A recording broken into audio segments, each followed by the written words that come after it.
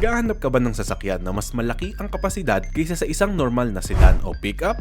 Isang sasakyan na magaan sa bulsa at kayang dalhin ang buong pamilya mo sa isang masayang bakasyon, okasyon o kahit anong pagdiriwang pa yan. Ngayong araw ay titingnan natin ang 10 klase ng mga second-hand vans na pasok na sa budget mo. Simulan natin yan sa Number 10, 1999 Hyundai Starex. Unang-una sa ating listahan ay ang 1999 Hyundai Starex. Isang multipurpose na sasakyang binuo ng Hyundai Motors Company para sa kanilang Korean, European at Philippine market. Mayroong iba't ibang klase ng Starex na ginawa. Mayroong minibus, pick-up, ambulansya at pati na rin ang van. Sa first generation ng Starex na inilabas ng Hyundai ay gumamit sila ng 2.5 SOHC 8-valve turbodiesel engine na kayang maglabas ng 85 horsepower sa 4,000 RPM at 170 Nm na torque. Mayroon din itong kasamang ABS, LSD at optional na 4-speed automatic transmission. Sa pangalawang generation naman ng sasakyan ay naging 2.5 DOHC 16-valve common rail direct injection turbo diesel engine na ang ipinalit sa makina ng sasakyan. Habang sa ikatlong generation naman ay binago ng kumpanya ang katawan ng sasakyan at binigyan ng pagpipilian ang mga driver sa dalawang makina ng first at second generation kung ano ang gusto nila para sa kanilang sasakyan. Karamihan ng mga Hyundai Starex sa ating bansa ay mga second-hand na nagmula pa sa Korea. Para sa presyong nagsisimula sa 185,000 hanggang 190,000, kada isang unit ay sulit na ito para sa 10 hanggang 12 tao. Number 9, Kia Sedona. Sumunod naman sa ating listahan ay ang unang henerasyon ng Kia Sedona.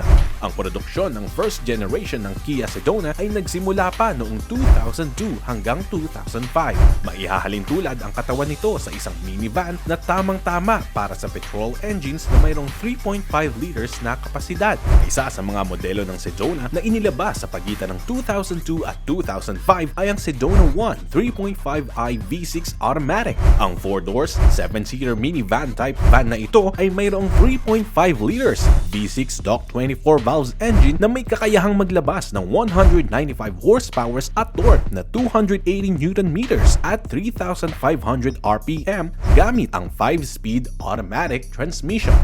Katulad ng Starex ay kadalasang naglalaro sa 170,000 pesos hanggang 185,000 pesos ang starting price sa bentahan ng mga second-hand units ng 2003 Sedona. Number 8, 2002 Hyundai Grace Van. Ang susunod na sasakyan naman sa ating listahan ay ang isa sa mga go-to na sasakyan ng mga driver sa bansa, ang 2002 Hyundai Grace. Unang lumabas ang Hyundai Grace taong 1986 bilang rebadge ng Mitsubishi Delica, habang ang ikalawang henerasyon naman nito ay inilabas sa Europe at Asia taong 1993 at nagpatuloy ang production nito hanggang 2004. Ang Grace van ay mayroong 2.4-liter 4-cylinder o kaya ay 2.5-liter turbo diesel engine na gawa ng Mitsubishi.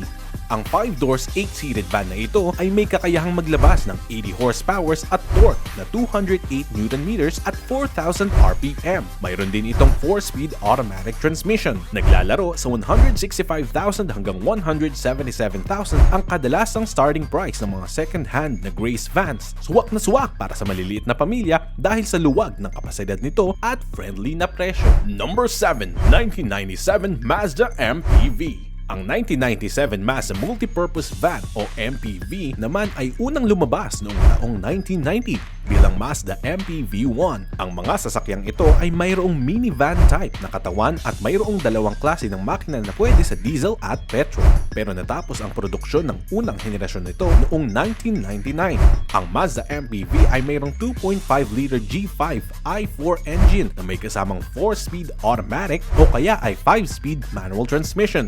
May kakayahan itong maglabas ng power na 120 horsepower at 5,800 RPM at torque na 175 Nm at 3,800 RPM. Ang 5-door 7-seater minivan na ito ay nagkakahalaga lamang ng halos 160,000 pesos hanggang 175,000 pesos para sa base price ng mga second-hand na multipurpose van sa bansa. Number 6, 1994 Mitsubishi Delica Space Gear. Bilang isang klase ng cargo van, ang isa sa mga pangunahing pinaggagamitan ng Mitsubishi Delica Space Gear ay ang pagde-deliver ng mga malalaking gamit noong 80s. Tinawag din itong L400 dahil pabilog na ang hugis nito at hindi box type. Mas tahimik rin sa loob nito kaysa sa L300, kaya naman hindi hamak na mas komportable ang magiging biyahe mo dito. Ang 1994-2007 model ng Mitsubishi Delica Space Gear ay mayroong 2.8-liter turbodiesel 4-cylinder engine na mas maayos kaysa sa mga naunang modelo ng makina nito. May kakayahan itong maglabas ng 125 horsepower, 140 Hm at 232 Nm na torque. Ang presyo ng second-hand na Delica Space Gear ay nagsisimula sa 155,000 pataas sa merkado. Kaya kung naghahanap ka ng isang abot-kayang overlanding na sasakyan, ay tamang-tama ang Space Gear para sa'yo. Number 5. 2000 Kia Pregio. Katulad ng Kia Besta ay naging matunog din ang pangalang Kia Pregio sa high-end market ng mga van noong 90s. Pero dahil sa unti-unting pagdami ng kompetisyon sa merkado ay napilitan ang kumpanya na targetin ang lower scale ng merkado kung saan naglabas sila ng mga variants na mas abot kaya ang presyo. Ang 2000 Pregio model ay mayroong J2 2.7 AUK 8-valve i4 na makina na may kakayahang maglabas ng 82 horsepower at 4,150 RPM at 172 Nm at 2,400 RPM na torque. Mayroon din itong kasamang 5-speed manual o kaya naman ay 4-speed automatic transmission. Ang starting price sa merkado ng 4-door 12 to 14-seater na second-hand unit ng sasakyang ito ay kadalasang nagkakahalaga sa 150,000 pesos hanggang 170,000 pesos. Mura na ito kung tutuusin para sa isang malaking pamilya na gustong magbiyahe ng sama-sama. Number 4. 1996 Nissan Vanette. Sumunod naman ay ang 1996 Nissan Vanette. Inilabas ang unit na ito noong taong 1978 at ang commercial vehicle na ito ay mayroong van at pick-up truck na variant. Taong 2011 nang ihinto ang produksyon nito at ang huling dalawang generation ng Vanette ay napunta sa Mazda at naging Mazda Bongo. Ang Vanette na nilaunch sa Pilipinas ay mayroong 2-liter engine na may kaparehas na 4-speed manual o 3-speed automatic transmission. Ang Vanette series na inilabas sa bansa ay isang front engine at rear-wheel drive na sasakyan. Ang second-hand na 2 to 5-seater na sasakyang ito ay makikita mo sa merkado sa murang halaga. Kadalasan, ang mga Vanette ay nagkakahalaga ng halos 140,000 pesos pataas. Dahil sa malawak na variation ng sasakyang ito ay tamang-tama ito para sa mga pamilyang may maliit na bilang. Number 3. 1997 Toyota Light Ace. Ang 1997 Toyota Light Ace naman ay isang klase ng light commercial at passenger van na nagmula sa Japanese manufacturer na Toyota. Ang third generation model na ito na binuo mula 1985 hanggang 2007 ay kilala din bilang Light Ace Noah na kasing popular ng kapatid nitong Town Ace. Pero taong 2020 nang putulin na ng Toyota ang series na ito at pinalitan ang nameplate nito bilang Toyota Town Ace.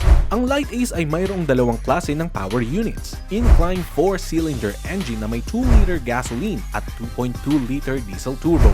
Mayroon din itong dalawang klase ng transmission, ang 5-speed manual at 4-speed automatic transmission. Ang kadalasang seating capacity ng sasakyang ito ay 7 hanggang 8-seater sa halagang 140,000 pesos hanggang 155,000 pesos na starting price ay maaari nang mapasa kamay mo ang second-hand na sasakyang kagaya nito. Number 2. 2003 Chevrolet Venture. Ang 2003 Chevrolet Venture naman ay mayroong iba't ibang klase tulad ng regular at extended lengths na mayroong iba't ibang klase ng trim levels. Ang mga FWD o AWD na minivan na ito ay mayroong kasamang 3.4-liter gas-powered V6 engine na kayang maglabas ng 185 horsepower at may 4-speed automatic transmission. Kadalasan ay mayroong 7 to 8 seating capacity ang sasakyang ito. Dahil sa ino-offer nitong malawak na interior ay maganda ring gamitin ang sasakyang ito para sa paglilipat ng mga gamit o kaya naman ay para sa komportableng biyahe.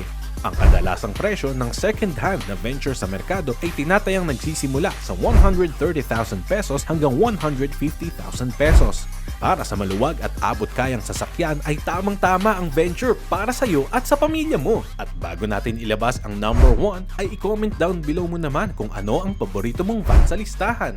Number 1. 1999 Daihatsu Hijet Minivan. Ang pinakahuli naman sa ating listahan ay ang Daihatsu Hijet Minivan na nagmula sa Japanese manufacturer na Daihatsu na kilalang gumagawa ng mga K-trucks at microvan noong taong 1960s. Hindi ito katulad ng high series ng Toyota na High Ace at Hilux dahil noon pa man ay ginagamit na ng kumpanya ang pangalang Hijet dahil sa pagkakahawig ng sasakyan sa midget o mini trucks ng kumpanya. Ang minivan na ito ay mayroong 1.3-liter petrol engine na may kakayahang maglabas ng 65 horsepower at 4,800 RPM at 99 Nm at 2,800 naman na torque. Mayroon ding kasamang 3-speed manual transmission ang sasakyan. Tamang-tama ang sasakyan na ito para sa mga nagnanais ng vintage style na minivan. Ang second-hand na minivan na ito ay kadalasang nagkakahalaga ng 100,000 pesos hanggang 120,000 pesos sa merkado. Murang-mura na to para sa mga taong gustong magkaroon ng malaking sasakyan na pwedeng ipangharabas sa pang-araw-araw. At dyan nagtatapos ang 10 klase ng mga second-hand vans na pasok sa budget mo. Para sa iba pang videos, magtungo sa aming channel. At syempre, subscribe, like at share mo na din. Mag-like at subscribe na for more contents na katulad nito. Meron din kaming mga products at merch. Yung links nasa description. Salamat sa panonood!